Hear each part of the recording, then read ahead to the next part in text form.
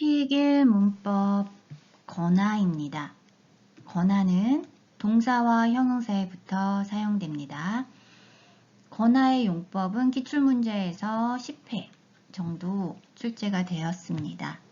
뜻으로는 첫 번째, 하나를 선택하는 거예요. 두 개 이상, 두 가지 이상의 것에서 하나를 선택할 때 사용됩니다. 예를 들면 내일은 비가 오거나 눈이 오겠습니다. 비가 오거나 하나 또는 눈이 오겠습니다. 이 둘 중에 하나 선택을 할 때 사용됩니다. 두 번째는 어느 것이나 상관없음을 뜻합니다. 그러니까 두 가지 이상 어느 것이나 상관이 없어요. 1번이든 2번이든 두 개 다 괜찮아요. 예를 들면 저는 슬프거나 외로울 때 큰 소리로 노래를 불러요. 그러면 큰 소리로 노래를 부를 때는 슬플 때 또는 외로울 때 두 개 어느 것이나 상관없이 큰 소리로 노래를 불러요 라는 뜻입니다.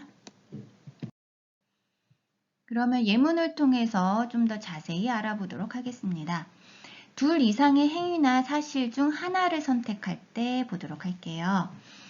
결혼하면 어디에서 살 거예요? 한국에서 살거나 중국에서 살 거예요. 이 말은 한국에서 살아요. 또는 중국에서 살아요. 이 두 가지 경우 중에 하나를 선택합니다. 내일은 비가 오거나 눈이 오겠습니다. 마찬가지죠. 비가 온다, 눈이 온다. 둘 중에 하나를 하나의 가능성을 말하는 거죠. 그 다음 진수 씨는 회사원이거나 선생님일 거예요 라고 했어요. 여기서는 회사원, 명사예요. 그래서 이거나가 쓰였습니다. 이때도 진수 씨는 회사원 또는 뭐예요? 선생님, 둘 중 하나일 거예요 라는 뜻이죠. 그러면 두 번째 보도록 할게요. 둘 이상의 행위나 사실 중 어느 것이나 상관없어요. 1번, 2번. 모두 괜찮습니다. 예문 볼게요. 한국어를 잘하려면 어떻게 해요? 한국 음악을 듣거나 한국 드라마를 봐요. 이거는 1번이든 2번 모두 상관이 없어요. 잘하려면 한국 음악을 들어요. 한국어를 잘하려면 한국 드라마를 봐요. 어느 것이든 상관이 없어요.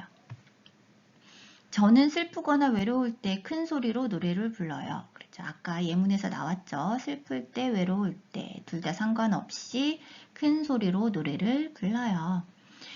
그 다음 이곳은 들어갈 수 없습니다. 출입 금지 구역이거나 통제 제한 구역이에요.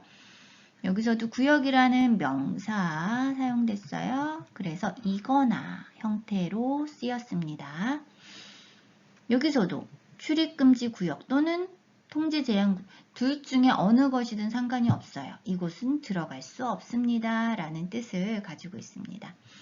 자, 유사한 문법 보도록 할게요. 뭐뭐든지가 있어요. 이 든지는 건화와 바꿔 쓸 수 있어요. 바꿔서 쓸 수 있습니다. 요거에 대해서는 좀 이따가 다시 자세히 살펴보도록 하겠습니다.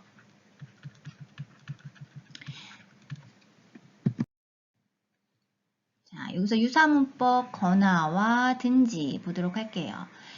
이것 또한 둘 다 든지 마찬가지로 동사와 형용사에부터 사용을 하고요. 둘 이상 하나를 선택함 그리고 둘 이상 어느 것이나 괜찮음 이 두 가지 의미를 다 가지고 있어요. 그래서 건화와 든지는 바꿔서 사용해도 무방합니다. 맞습니다. 예문 볼게요. 내일 미술관을 가거나 박물관을 갈 거예요. 내일 이제 두 가지 중 하나를 선택하는 거죠. 미술관이나 박물관을 하나 선택해서 갈 거예요. 라는 뜻이죠. 내일 미술관을 가든지 박물관을 갈 거예요. 이때 든지가 쓰였어요. 가든지 가거나 바꿔 쓸 수 있어요. 뜻은 완전히 똑같습니다. 상관없습니다. 두 번째 예문, 점심을 먹거나 안 먹거나 상관하지 마세요. 이때도 권하거나 두 번 썼어요. 긍정 먹거나 안 먹거나 상관하지 마세요. 이때도 먹든지 안 먹든지 상관하지 마세요. 완전히 똑같은 의미입니다. 주말에 부모님께 전화를 하거나 메일을 해요. 전화를 한다, 메일을 한다. 두 가지 중 하나의 선택이죠. 주말에 부모님께 전화를 하든지 메일을 해요. 그것도 같은 의미입니다. 그런데 주의할 게 있어요. 중요하죠. 의문사와 함께 사용하지 않는다. 즉, 의문사는 여기 있죠. 누가, 어디, 무엇 이런 것들이 다 의문사죠. 의문사를 사용해서 권하를 썼어요. 이럴 때는 사용할 수 없습니다. 하지만 든지의 경우는 어디를 가든지 잘 살 수 있다. 쓸 수 있습니다. 두 번째, 문장의 끝에 쓸 수 없다. 시간이 남으면 청소를 좀 하거나 이거는 이제 문장, 완전한 문장이 아니에요. 그냥 여기 뒤에는 점점점점. 그래서 이 권하는 종결어미로 쓸 수 없어요. 종결어미가 안 된다는 뜻이에요. 하지만 든지의 경우는 문장 끝에 쓸 수 있어요. 시간이 남으면 청소를 좀 하든지 라고 해서 이거는 이제 구어체죠. 회화체, 구어체예요. 종결어미 쓸 수 있어요. 그래서 이런 차이가 있다는 것 알아두시면 좋을 것 같습니다. 자, 그러면 기출문제에서 나온 권하 예문을 보도록 하겠습니다. 자, 여자가 말해요. 여행 가면 더 피곤해요. 저는 휴가 때마다 항상 집에서 책을 읽거나 잠을 자면서 보냅니다. 라고 했어요. 그러니까 책을 읽고 또는 잠을 잔다는 거죠. 이 두 가지 어느 것이나 상관없이 휴가 때는 이렇게 한다라는 의미로 권하가 쓰였습니다. 그래서 이때 권하 여러분들 앞에 동사 여기 받침이 있고 없고 차이점 주의하면서 보면 좋을 것 같아요.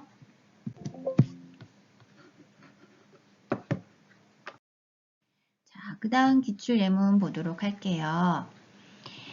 여기에서 눈에 좋은 음식을 땡땡 눈 운동을 하면 눈 건강에 좋습니다 라고 했어요.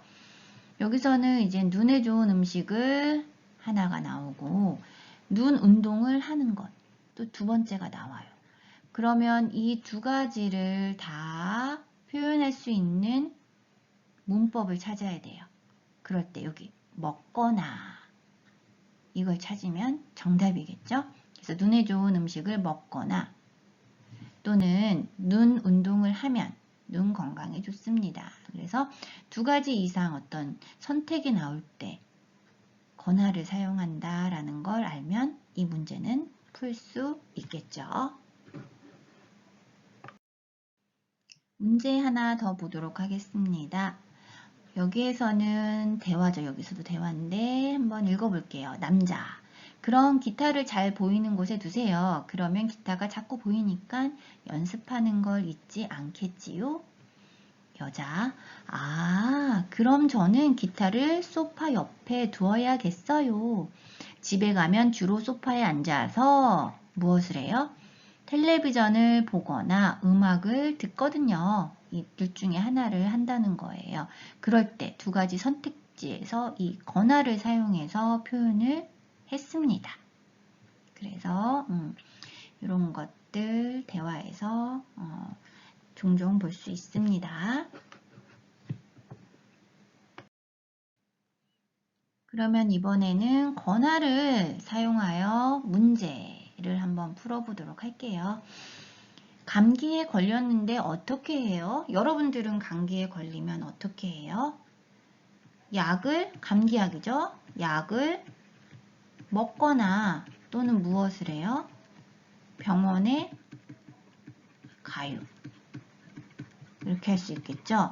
그래서 여러분들도 뭐 두 가지 이상의 경우를 말할 때 권하를 사용할 수 있어요. 아니면 약을 우리 유사문법 뭐가 있어요? 먹든지 병원에 가요. 이렇게 해도 돼요. 자, 두 번째. 학교에 늦었는데 어떻게 해요? 여러분들 학교에 늦었을 때 어떻게 할까요? 두 가지 이상의 경우를 한번 생각해 보세요. 선생님께 연락을 드리거나 또는 어떻게 할까요? 빨리 학교에 가요. 조금 어색하긴 한데 어쨌든 선생님께 늦었다고 연락을 드리거나 얼른 빨리 준비해서 학교에 가요. 그쵸? 그래서 이때 거나 만약에 든지를 쓴다면 선생님께 연락을 드리든지 빨리 학교에 가요. 여러분들은 더 좋은 대답이 있으면 한번 생각해 보세요. 세 번째, 방학 때 어디로 여행을 가고 싶어요? 방학 때 여행 많이 가고 싶죠. 어디로 가면 좋을까요?